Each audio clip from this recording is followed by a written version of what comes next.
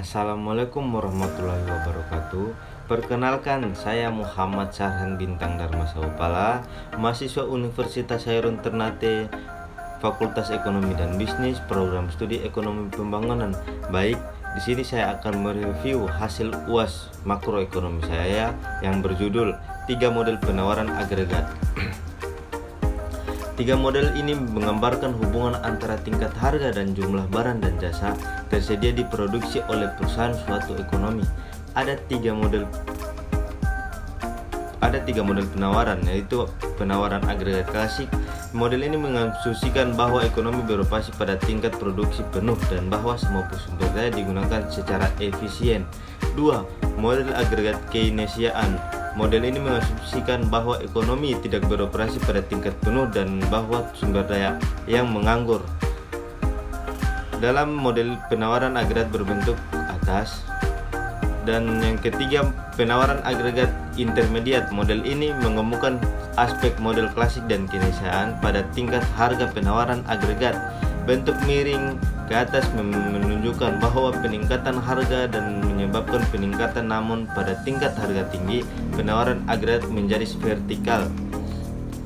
Ada juga inflasi, pengangguran, dan kurva Phillips. Kurva Phillips menggambarkan hubungan terbalik antara tingkat inflasi dan tingkat pengangguran.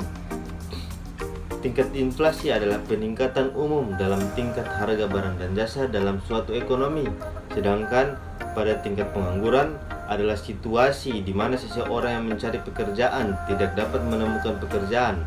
Dan kurva Phillips menunjukkan bahwa tingkat inflasi tingkat tinggi, pengangguran biasanya rendah, dan sebaliknya. Hubungan ini didasarkan pada gagasan bahwa ketika permintaan agregat tinggi, anatomi inflasi dan pengangguran.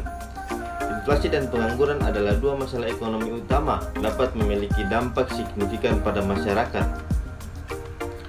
Inflasi dapat menyebabkan penurunan daya beli karena harga barang dan jasa meningkat. Inflasi juga dapat menyebabkan ekonomi yang ketidakpastian, dan pengangguran dapat menyebabkan penurunan pendapatan yang dapat menyebabkan kesulitan ekonomi bagi individu dan keluarga.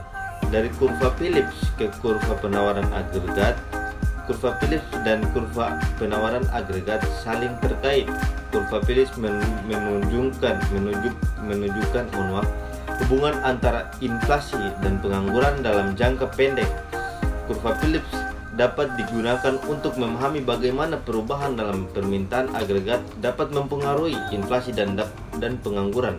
Misalnya, jika permintaan meningkat, hal ini dapat menyebabkan peningkatan inflasi dan penurunan pengangguran. Supply shock. Kita masuk pada supply shock. Supply shock adalah peristiwa yang secara tiba-tiba dan tidak terduga mempengaruhi penawaran agregat. Supply shock dapat berupa positif atau negatif. Supply shock positif meningkatkan penawaran agregat yang menyebabkan penurunan harga dan peningkatan produksi. Contohnya adalah penemuan sumber daya baru atau kemajuan teknologi. Dan supply shock negatif mengurangi penawaran agregat yang menyebabkan peningkatan harga dan penurunan produksi. Contohnya adalah bencana alam, perang, atau peningkatan harga minyak.